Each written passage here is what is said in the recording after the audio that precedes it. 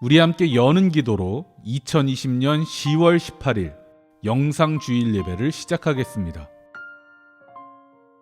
주님은 위대하시니 그지없이 찬양받으실 분이시다. 어떤 신들보다 더 두려워해야 할 분이시다. 만방의 모든 백성이 만든 신은 헛된 우상이지만 주님은 하늘을 지으신 분이시다. 주님 앞에는 위엄과 영광이 있고 주님의 성소에는 권능과 아름다움이 있다. 아멘.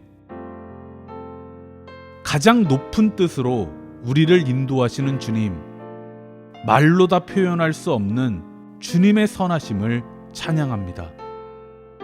오늘도 온전한 예배자의 마음으로 주님 앞에 섭니다. 주님의 귀한 사랑을 늘 사모하며 사랑이 아닌 길은 가지 않는 주님의 사람이 되겠습니다. 주님의 높으신 뜻을 청종하며 구원의 길을 걷는 예배자가 되게 하옵소서. 주님 안에 있는 기쁨과 아름다움으로 살게 하실 줄 믿으며 예수님 이름으로 기도합니다. 아멘.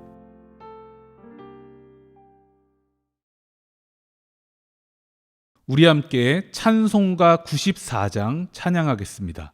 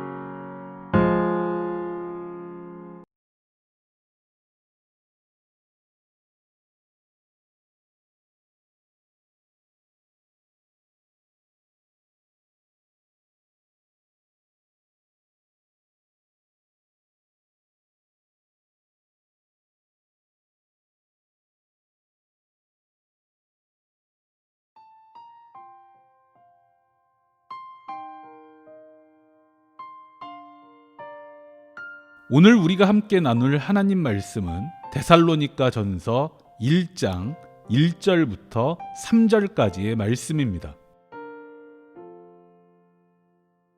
바울과 실로아노와 디모데가 하나님 아버지와 주 예수 그리스도 안에 있는 데살로니가 사람의 교회에 이 편지를 씁니다. 은혜와 평화가 여러분에게 있기를 빕니다. 우리는 여러분 모두를 두고 언제나 하나님께 감사를 드립니다. 우리는 기도할 때에 여러분을 기억하고 있습니다. 또 우리는 하나님 우리 아버지 앞에서 여러분의 믿음의 행위와 사랑의 수고와 우리 주 예수 그리스도께 둔 소망을 굳게 지키는 인내를 언제나 기억하고 있습니다. 아멘. 오늘은 성도가 희망이다. 42%의 희망이라는 주제로 하나님 말씀을 전하도록 하겠습니다.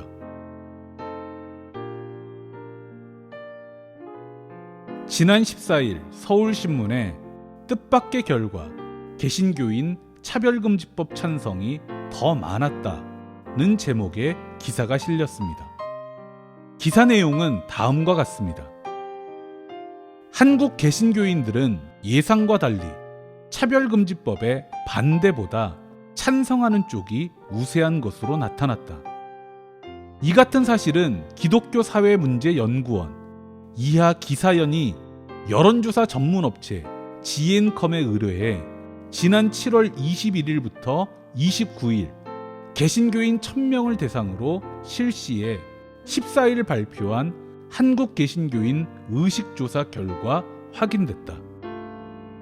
조사에 따르면 차별금지법에 대해 응답자의 42%가 찬성, 38.2%가 반대 의견을 보여 찬성 쪽이 많았다. 반대 비율은 교회 출석 빈도가 많고 중직자일수록 높았다. 연령별로는 20대, 30대에서 찬성 비율이 높았고 40대, 50대는 백중세인 반면 60대 이상에서는 반대가 찬성보다 월등히 많았다. 이와 같은 결과는 지난달 2일 교단연합체인 한국교회총연합 이하 한교청의 발표와 큰 차이를 보이는 것이어서 주목된다. 한교총이 글로벌 리서치에 의뢰해 전국 남녀 2,000명을 대상으로 실시한 차별금지법에 대한 국민 여론조사 결과 보고서에선 차별금지 법안에 대해 반대가 찬성보다 많았다. 한편 기사연이 이날 발표한 개신교인 의식조사 결과에서 동성애는 죄라는 주장에 개신교인 23%가 동의하지 않는다. 18.7%가 잘 모르겠다에 응답해 개신교인 10명 중 4명은 동성애가 죄라는 주장에 부정 내지 의문을 갖는 것으로 나타났다. 지인이 동성애자임을 고백했을 때 관계의 변화를 물은 결과 47.4%가 변화할 것이다 라고 대답했고 38%가 변화 없을 것이다 라고 응답했다. 예수님이라면 동성애자를 어떻게 대하실지 물은 결과 그의 동성애를 받아들이고 하나님의 자녀로 인정한다 라고 응답한 비율이 38.4%로 가장 높았고 그를 이성애자로 변화시키고 하나님의 자녀로 인정한다와 그에게 죄에 대한 회개를 요구한다가 각각 27%, 26.2%로 비슷했다. 차별금지법이 통과되면 동성애자가 많아진다는 주장에 39%가 동의해 비동의 37.1%보다 약간 높았다. 이 기사 내용을 그대로 읽어드린 이유는 이 기사에 담긴 결을 함께 느껴보자는 의미입니다. 이 기사에는 차별금지법에 대한 상반된 2개의 설문 결과가 실려 있습니다. 개신교인 1000명을 대상으로 한 기사연의 설문 결과는 42대 38로 차별금지법 찬성이 높았습니다. 반면 일반 국민을 대상으로 한 한교총의 설문은 40대 48로 차별금지법 반대가 높았습니다. 그러나 여기에는 함정이 있습니다. 차별금지법 반대의 앞장서는 한교총의 설문 문항이 공개되자 심각한 편파성이 드러났습니다. 설문 문항이 차별금지법을 호도하고 반대를 유도하는 내용으로 가득했기 때문입니다. 실제로 국가인권위원회가 공정한 설문으로 실시한 국민 여론조사에서는 차별금지법 찬성이 88.5%로 압도적으로 높았습니다. 모든 사람에게는 어떤 이유로든 차별받지 않을 권리가 있다는 건 어린아이도 아는 상식입니다. 일반 국민은 88%가 차별금지법을 찬성하는데 개신교인은 겨우 42%만 찬성하고 있습니다. 이 수치는 한국 개신교인의 인권의식이 얼마나 뒤떨어져 있는지를 보여줍니다. 그러나 저는 이 수치에서 숨겨진 희망을 발견했습니다. 한국 개신교회는 차별금지법을 반대하는 설교자의 스피커가 압도적으로 큽니다. 이러한 현실을 고려하면 90%가 차별금지법을 반대해도 이상하지 않은 상황입니다.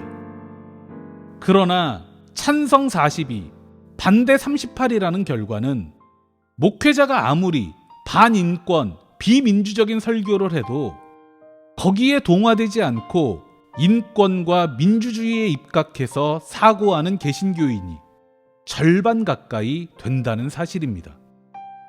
아무리 설교자가 차별금지법을 반대하는 게 성경적인 일이라고 떠들어 봐야 절반의 성도는 무엇이 진짜로 성경적인 일인지 분별하고 있다는 것입니다. 42%는 결코 작은 희망이 아닙니다. 이 42%의 깨어있는 성도가 한국교회의 희망입니다. 데살로니가 전서는 신약 성경에서 가장 먼저 쓰여진 책입니다. 우리는 데살로니가 전서를 통해 초대교회의 가장 원초적인 모습을 엿볼 수 있습니다. 오늘 우리가 주목할 것은 초대교회를 세운 사람들입니다. 우리는 보통 초대교회를 바울 사도가 세웠다고 생각합니다. 그러나 데살로니가 전서가 밝히는 답은 다릅니다. 바울 사도는 오늘 말씀에서 데살로니가 교회가 튼튼하게 세워질 수 있었던 비결을 분명하게 밝히고 있습니다. 그것은 하나님 앞에서 믿음의 행위와 사랑의 수고와 우리 주 예수 그리스도께 둔 소망을 굳게 지켰던 데살로니가 교인들의 공로였습니다. 한마디로 초대교회를 세운 주역은 깨어있는 초대교회 성도들이었습니다. 데살로니가 교회는 바울 사도의 2차 전도 여행에서 세워진 교회입니다. 사도행전에 따르면 바울 사도는 에베소로 가려고 했습니다. 그러나 하나님은 에베소로 가는 길을 막으시고 마케도니아로 인도하셨습니다. 에게해를 건너 마케도니아에 도착한 바울과 실라는 빌립보에서 전도를 시작했습니다. 전도의 어려움을 겪던 바울은 옥감 장수 루디아를 만났고 그녀가 주축이 되어 빌립보 교회를 세우게 됩니다. 그러나 귀신 들려 점을 치던 여종을 구해준 일로 마찰이 생겼습니다. 여종의 주인이 영업방해로 고발한 것입니다. 그로 인해 바울과 실라는 체포되어 매를 맞고 감옥에 갇힙니다. 여기서 바울과 실라가 기도와 찬송을 하던 중에 땅이 진동하며 감옥문이 열리는 사건이 일어납니다. 바울 사도를 여느 말썽 많은 유대인처럼 대하던 빌립보 관리들은 그가 로마 시민권자라는 걸 알고 깜짝 놀랍니다. 로마 시민권자는 함부로 건드릴 수 없는 특별한 지위를 누렸기 때문입니다. 관리들은 바울에게 더 이상 말썽을 일으키지 말고 빌립보를 떠나줄 것을 간청합니다. 할 수 없이 바울 일행은 쫓기듯이 데살로니가로 이동합니다. 데살로니가에는 상당한 규모의 유대인 공동체가 있었습니다. 바울 사도는 안식일마다 유대교 회당에 찾아가서 성경 속에 예언된 메시아와 예수 그리스도에 대해 설교했습니다. 이때 유대교인 중에 예수를 그리스도로 고백하는 사람들이 생겨났습니다. 이들은 차차 데살로니가 교회의 핵심 인물로 성장합니다. 그러나 예수 설교를 못마땅하게 생각한 유대교 지도자들은 바울을 회당에서 쫓아냈습니다. 바울 일행은 이 위기를 일반 데살로니가 시민들을 전도할 기회로 삼았습니다. 그 결과 그들 중 많은 수가 우상을 버리고 하나님께로 돌아왔습니다. 그렇게 예수를 믿게 된 유대인들과 이방인들은 힘을 모아서 데살로니가 교회를 세우게 됩니다. 바울 사도는 데살로니가에서도 오래 머무를 수가 없었습니다. 바울의 전도 활동을 못마땅하게 여긴 유대인들이 소동을 일으키고 시청 관원들에게 고발했기 때문입니다. 당시 로마의 관리들은 틈만 나면 메시아 타령을 하며 반정부 투쟁을 일삼는 유대인들 때문에 신경이 곤두선 상태였습니다.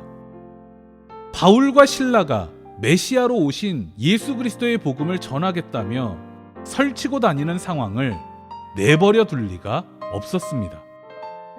사태의 심각성을 인지한 데살로니가 교인들은 야밤을 틈타 바울과 실라를 베레아로 피신시킵니다. 베레아를 거쳐 아테네로 이동한 바울은 데살로니가 교회의 상황이 늘 궁금했습니다. 그러나 바울이 데살로니가로 돌아갈 수는 없었습니다. 어쩔 수 없이 바울은 제자 디모데를 보내 데살로니가 교회의 상황을 살펴보게 했습니다. 디모데는 돌아와 바울 사도에게 매우 기쁜 소식을 전했습니다.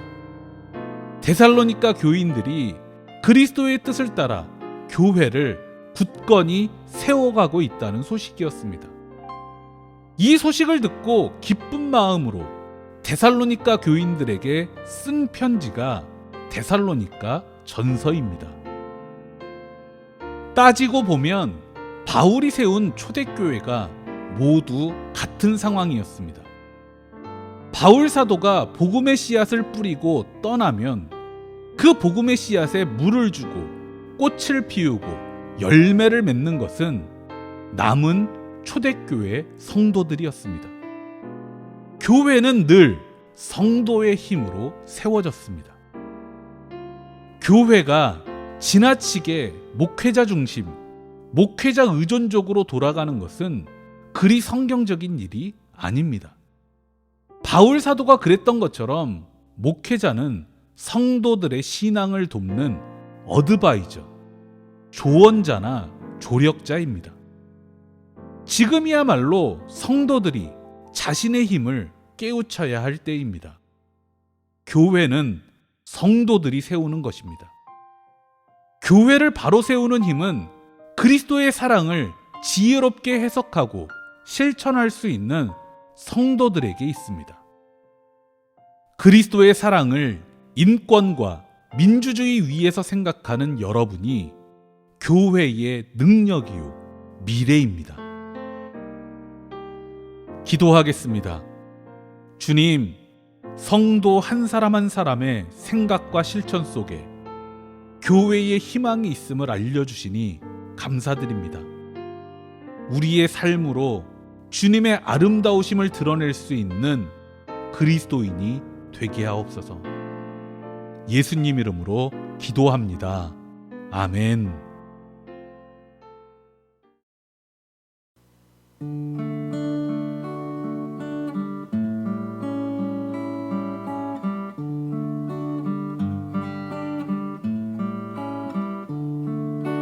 내게 있는 모든 것을 아낌없이 드리네. 사랑하고 의지하며 주만 따라 살리라. 주께 드리네. 주께 드리네. 사랑하는 구주 앞에 모두 드리네.